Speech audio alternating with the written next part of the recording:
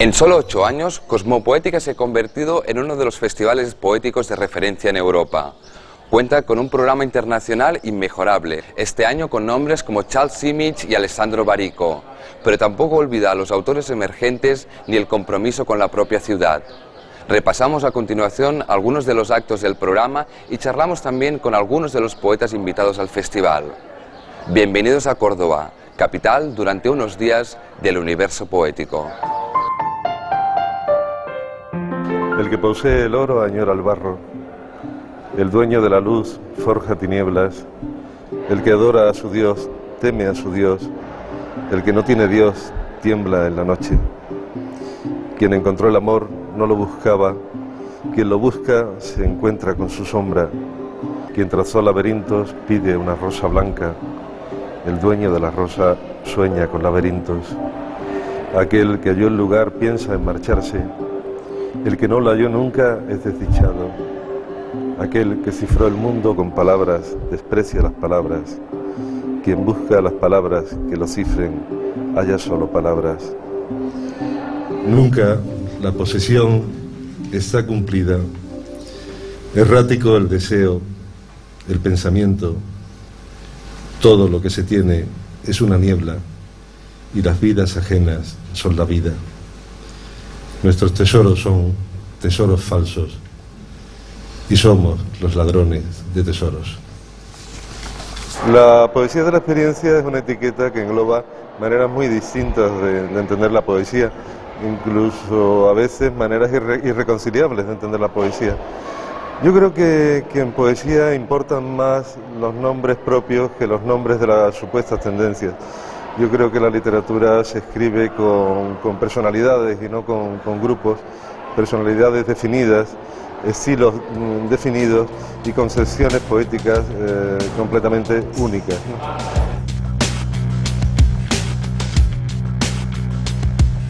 El objetivo de Cosmopoética en estos 8 años es el de transformar el lugar de la poesía, encontrarle un lugar o unos lugares a la poesía que no sean esos que le otorga la sociedad por tradición. Abrirlo también a los institutos, a la penitenciaría, a los centros sociales, a la propia calle y llevarlo a la propia sociedad. Es un poco un proyecto, si quieres, muy físico desde mi punto de vista, aunque la poesía parezca en ocasiones algo alejado, ¿no?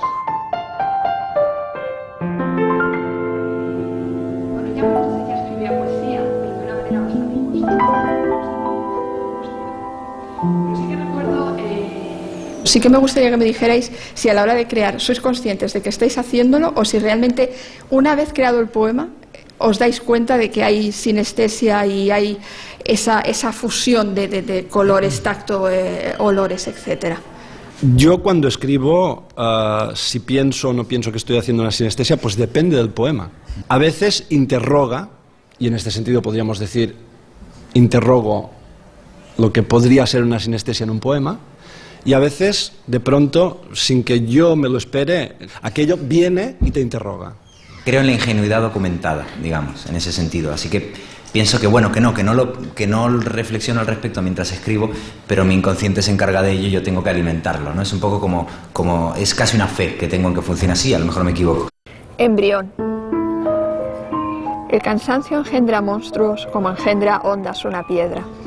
Tanta vehemencia, tanto bullicio y nada con que salvar el ahogo. Habrá quien se cruce con ella y piense, ¿quién diría que está mal? Eleva los ojos, divisa la altura, eran 130 los tejados y 130 los artefactos con forma de ave que anunciaban las oscilaciones del viento. ¿Para qué un cielo tan lejano? La verdad es que mis planteamientos a la hora de escribir poesía y narrativa son bastante cercanos. No distingo demasiado ni en cuanto a lenguaje ni en cuanto a temática, estrictamente hablando. Lo que me mueve a escribir básicamente es buscar espacios de libertad, la necesidad de salir de aquí, una búsqueda constante de sinceridad en el arte Y todas estas búsquedas, todas estas constantes, se dan tanto en mi faceta como narradora como en mi faceta como poeta. Las preocupaciones de la poesía hoy pienso que son, de hecho, las preocupaciones que siempre he tenido desde los orígenes, y es el qué se hace, cómo se trabaja con la violencia, es decir, cómo el lenguaje opera, actúa con el horror. Pienso que siempre el lugar de la poesía será marginal. Por eso lo vinculo con este nadie y con esta figura de anonimato del poeta, que de cada vez tengo la sensación de que se oye menos y que casi no puede hacer hoy en día nada más que hablarse a sí mismo. Quins temps són aquests en què el crim torna a tenir forma d'arbre i en què la fulla que diu l'ombra és apunyalada amb un poema per tanta veritat que ha dit.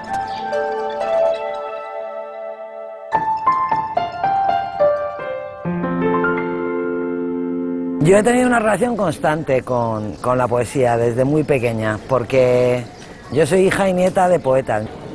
De alguna manera, la poesía ha formado parte de mi vida desde siempre. Yo nunca he escrito poesía porque era un género que me imponía respeto, porque era lo que hacían los adultos. Era como lo difícil, pero supongo que eso me predestinó a enamorarme de un poeta, ¿no? Entonces, ahora vivo con un poeta desde hace casi 20 años, así que tengo una relación antigua y profunda con la poesía. Hay una pequeña diferencia entre el lector de poesía y el lector de novela, y no hablo de público sino del lector, ¿no? Cuando un poeta lee bien, da mucho gusto oírle. Sin embargo, los poemas hay que leerlos. Y yo lo sé porque muchas veces Luis, cuando termina un poema, me lo lee. Y aunque él lee muy bien, y aunque yo intento concentrarme, y aunque intento percibir, no entiendo completamente el poema hasta que lo leo. Entonces, puedo captar muy bien la música, puedo captar muy bien la sutileza del poema, mejor que he leído, pero cuando lo comprendo completamente es cuando lo leo.